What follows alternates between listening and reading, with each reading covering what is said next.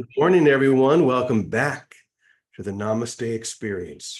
It is Thursday, and I do have a parable to share today. But I want to begin by talking about three experiences that we have discussed before, but which I consider to be the real opening to the experience of now, of love, of everything. We could substitute almost any word and it would mean the same thing. More than anything, to love. That seems to be the clearest pathway. Three things that open us to that experience. And I've described it before as if the beloved is knocking on the door of our home. There are three things that we have to do to truly welcome the intimacy of that experience. As the beloved knocks, the first thing we do is open the door and welcome. If we never open the door and there's never any experience of welcome or wanting that one to be with us, wanting that one to be within and as us, then there's never an opportunity, never an opening. So we open the door, we welcome. The second step is we allow that one to now enter. So welcome, allow, and finally, we dissolve into the beloved. So welcome, allow, dissolve. That's the theme that we're going to be sharing with this parable. So with that said, let me go ahead and read this to you. And you can watch for those experiences. Mother, we've often heard you speak about the 3 steps to awakening from the dream of separation. But the words you use change every time you speak of them. Is there a story you can tell us that will help us better understand this experience? Mother smiled and said, there was once an ashram, very much like this one, where everyone had an assigned karma yoga task to make sure the community stayed clean and organized. Then one day, when everyone was at the ashram was busy cleaning or preparing the evening meal, there came a knock on the door. At first, no one went to answer, engrossed as they were in their assigned tasks. Again, the knock sounded throughout the entire building, and again, no one came to see who was seeking entrance. Then, a young child by the name of Nora, no more than 10 years old, went to the door and turned the metal handle. What she saw there surprised her and filled her with great delight. Standing at the doorstep was a weary traveler, his cloak tattered and his face weathered by the journey. Despite his tired experience, there was a gentle warmth in his eyes that spoke of kindness and wisdom beyond his years. The young child looked up at the traveler with wonder, her curiosity piqued by the unexpected visitor. Without hesitation, she welcomed him inside, offering him a seat at the hearth where the flames danced with a comforting glow. As the traveler settled into his seat, he smiled at the child and began to speak in a voice that carried the weight of countless stories and adventures. My dear child, he began, I have traveled far and wide in search of sanctuary and solace, and it seems I have found both within the walls of this humble ashram. Would you allow me to offer you a gift that I have been keeping safe for many, many years? Nora looked into his eyes and saw nothing but peace and tranquility. I will allow it, she said in a soft voice. I have heard stories of the great teachings that echo through these walls, the wanderer continued. And yet, when I knocked on the door, you alone came to answer. And because of this, I want to bestow upon you the gift I spoke of. He then took out a folded handkerchief, and when he unwrapped it, Nora saw a beautiful jewel.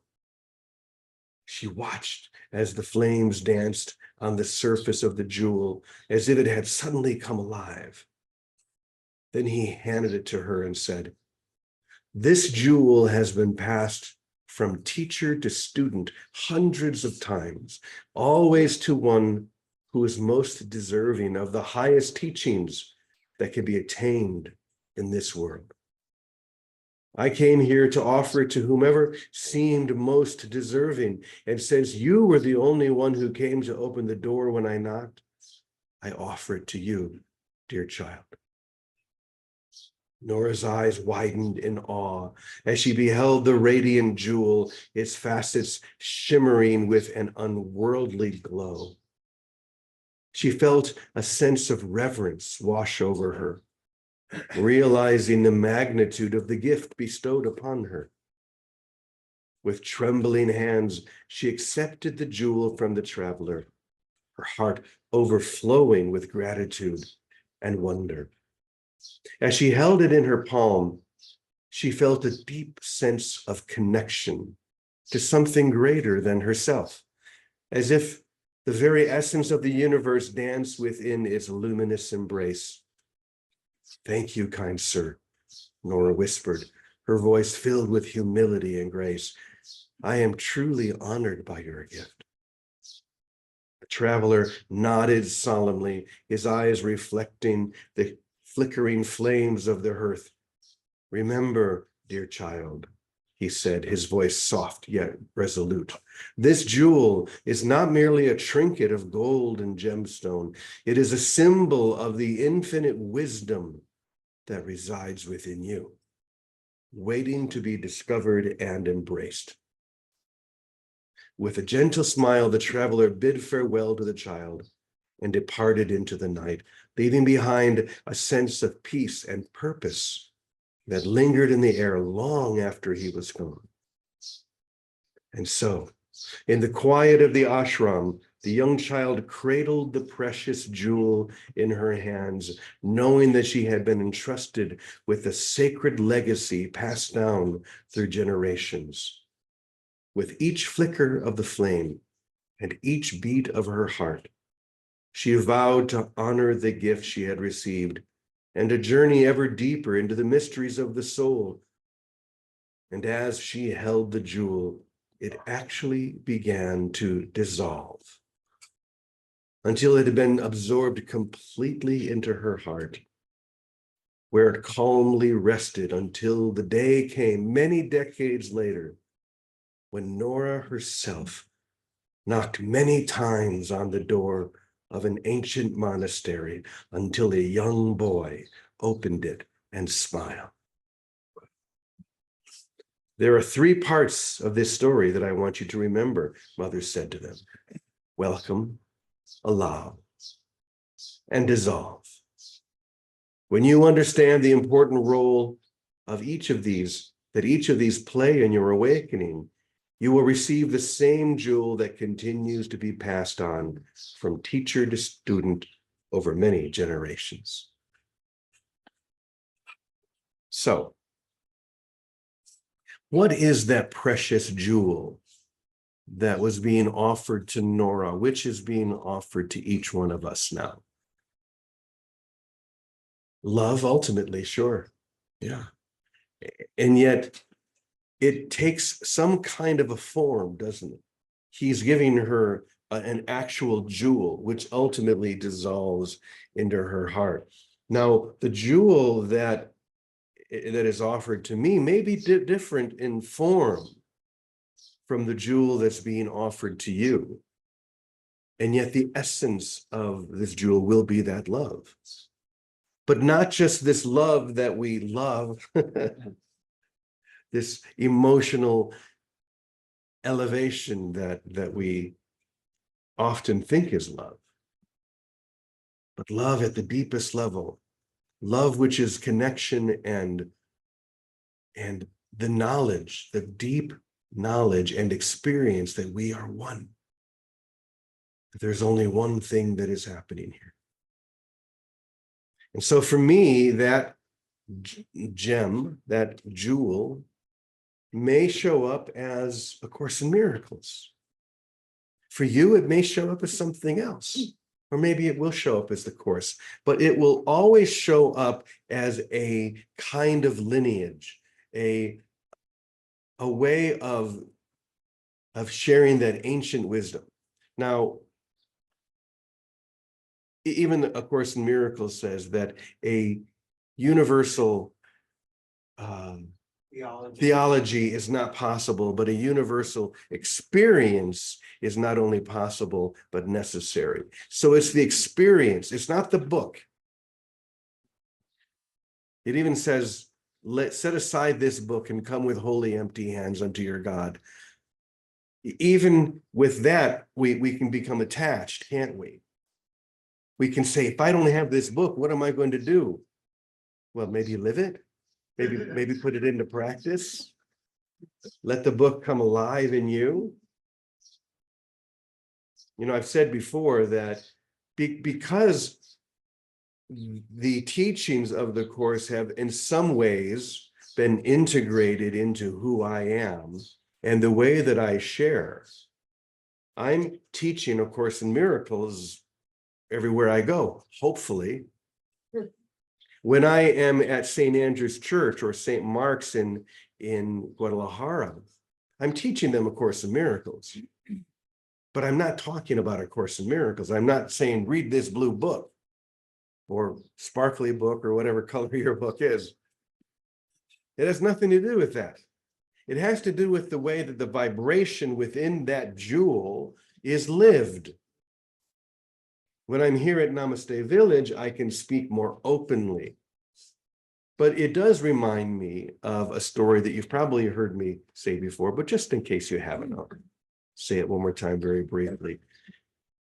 Often when we receive a jewel like that we have great excitement and enthusiasm, and we want to share it with everyone we know. Have you ever had that experience? Yeah. I remember when I first went to Endeavor Academy in Wisconsin, that was really my introduction to the Course. I was not doing it before. I'd seen it, I'd opened it up, but it made no sense to me until then. And when it finally made sense to me, all I wanted to do was to share it with everyone that I knew. And because I'd been a Franciscan when I was younger, there was one priest that I knew that if anyone would be open to this, it would be Father Pius. You can even tell by his name, Pius. That was his name, Father Pius. And I loved Father Pius. He was my first director when I was there, just a very dear man. And I knew he would be open to this. So I called him up. He was at a church in Ames, Iowa at the time. And I said, I want to tell you about a book that I've been reading. He said, oh, but let me tell you about the book that I've been reading first. He said, I found this book, and he actually said, for me, what I hear is the authentic teaching of Jesus, what I believe he was really teaching. And I've been reading it from the pulpit during my sermon. But what I did was I covered it with paper so that nobody would know what I was reading, because he said I knew people would be judgmental, or they would have whatever thoughts that they've heard, you know, the New Age Bible or heresy or whatever. But he said, when I read it and they don't know where it's coming from, people come up to me afterwards and say, that was so beautiful. Where did that come from? And he said, I won't tell them. I said, oh, Pius, I've got to know what that book is, because I've had the same experience. What was the book that you've been reading? He said, it's a book called A Course in Miracles. I said, oh my goodness. The exact same book, the same jewel. Jewels are being flung in every direction, aren't they? We just have to catch one. And once again, the form of the jewel may be very different. For some, it may be the Bhagavad Gita. For others, it may be something written by someone like Joel Goldsmith or many others, but the truth will be true. It's always the truth that is within that, based on whatever tradition you resonate with. But it will always, the message will always be the same. Teach only love, for that is what you are. That's what you are. So if we're teaching what we are not, which is what the entire ego goal is to always teach what you are not, therefore you will never know what you are. Teach division, teach competition, teach all of these other things. We teach it by demonstrating it. What we demonstrate is what we're teaching and what we're learning. So make sure you're teaching something other than what you actually are, because that will distract you from what you actually are. Love itself, beyond all bodily forms, beyond all symbols and ideas and identities. That's the reality, who you are now and forever. And a jewel that you may catch in the air that may be offered to you by some great teacher is certainly to be honored, but all that jewel is doing is pointing directly at you to remind you of who you are, who you've always been, who you couldn't stop being even if you tried. And boy, have we tried. We've given it a good go to try and be something other than what we are. But the game is over. It's time to let that jewel dissolve into our hearts, just as Nora did in the story. So with that, I'm going to go ahead and turn it over to Vicky and hear what she would like to say. Oops, sorry, Vicky, I muted you. You're already unmuted. Good morning to you. Good morning, Brother James. Good morning, everybody. Well, I am shivering my timbers. I'm sitting here literally trembling and shaking for an immediate experience of the lesson that you just offered, welcome, allow, and dissolve, that I have just been brought through, not by, I was headless in this, no thinking, mind, but I have, and I'll tell you an example of how this is just occurring right now in a very real life situation. I was involved in a very traumatic, dangerous situation with others, and no one of the same mindset, say spiritual mindset, but everyone of the love mindset. And Calico yesterday described deep prayer as what I describe: stop, drop, and pray, fall into my bed, drop in my bed and say, help, here I am, it's all yours, I trust you. And so for the last, and I never speak about things when they're happening because I don't want to interfere. But today I want to speak about the joy of truth being true. And the jewel that was dropped in my hand, and I just say all of our hands that were involved in this, was the vision and the experience of the light that we all share, our Christ self, our holiness, that vision in oneness with our Creator, with God, and with each other, and to trust it. And we were in a very volatile situation where I think myself years ago, I would have handled it, jumped in, done this, done that, done.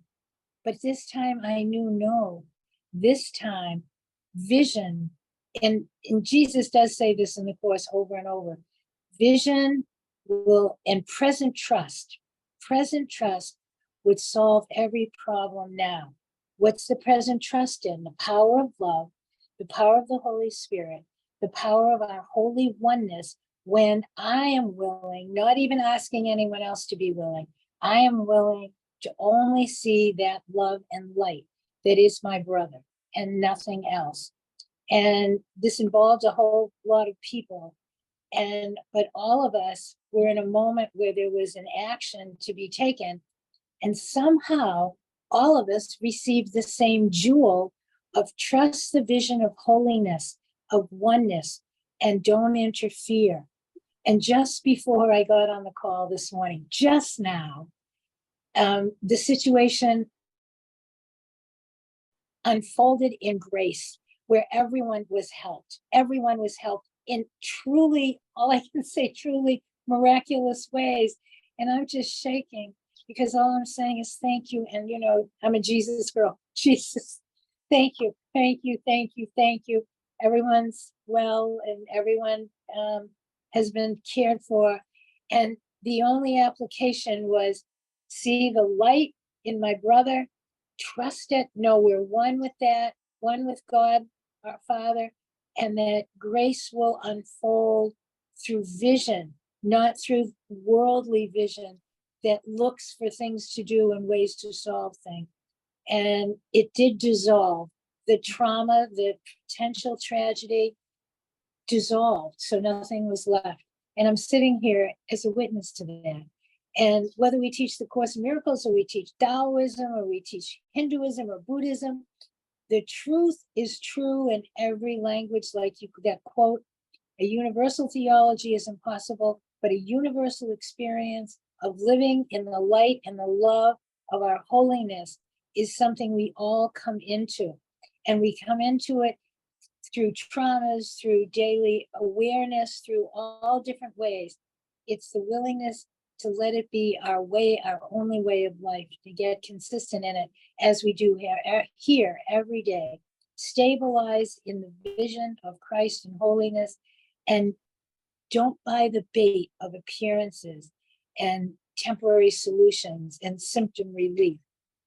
Follow the guidance, follow it. There was no prompt to go out and handle it. There was a prompt for that deep prayer and that state of allowing, welcoming, the knowing of vision, welcoming it, allowing it, and letting everything dissolve by grace. So I sit here as a true witness, still shaking in my boots with gratitude. So thank you, James, for that and for letting me put it in a context that was real life and immediate. Thank you. Thanks, everybody. I love you all. Thank you for your stability, your vision, your dedication, your support. Thank you. Thank you. Stability, vision, dedication. I think those are the three things you just said. Stability. What was the second one? Vision and dedication. That's all we need. And we're all going to find ourselves now and then in moments where we shake in our boots, like Vicky said. And that's when we can really put this into practice. Can we hold still in that storm and know that only love is real? If we could just hold that frequency no matter what, then we know we've got it. Sometimes we may wonder, well, what is the experience of enlightenment? I mean, is it this idea that we have of what the guru looks like or how they act, or, you know, that they are always just in this, you know, state of whatever, speaking in a different accent, dressing different, whatever? No, it's not that at all. It's that state of knowing that only love is real, no matter what. And it being able to experience that no matter what, even when you're shaking in your boots. You can shake in your boots and know that at the same time. There will still be a physical reaction if you're in a situation like that. You know, I've been watching this show. I just finished it yesterday on Netflix. I don't remember. I think it's called Lockdown or something like that. And it's about this sheriff in a prison in Arkansas. And he's decided to take one of the units and turn, usually they have what's called 23-in-1, which means that they're in their cells 23 hours a day. They have 1 hour that they can come out. And of course, when they come out, they're so jacked up that, you know, bad things can happen, as they do in prison. So this sheriff decides to have to do an experiment where there will be no guards in their area. They have to come together as a community. Their doors are never locked. And you might think logically, this is going to be a bad idea. And that's, of course, what they were wondering, you know. But what happened was so beautiful when they began to, even though these are hardened criminals, they began to see everything in a new way. And they began to open up and support one another and love one another. And yes, there were rocky moments, but somehow they got through them. The experiment was going to go for 3 weeks. And if in the end it had worked, then the doors will stay open. And if it didn't, then they will close. They stayed open. It was just a beautiful example of being in a situation where you might be shaken in your boots, you know, left, right, and center, but still holding on to that place of only love is real. To welcome, to allow, and to dissolve. That's why we're here. Make sense? Yeah. And so we say together, Amen, Amen, Amen, y punto. Thank you, everyone. What a Love you beautiful all. day. We love you. Thank you. Have a Bye-bye. wonderful day. Bye-bye. Bye now.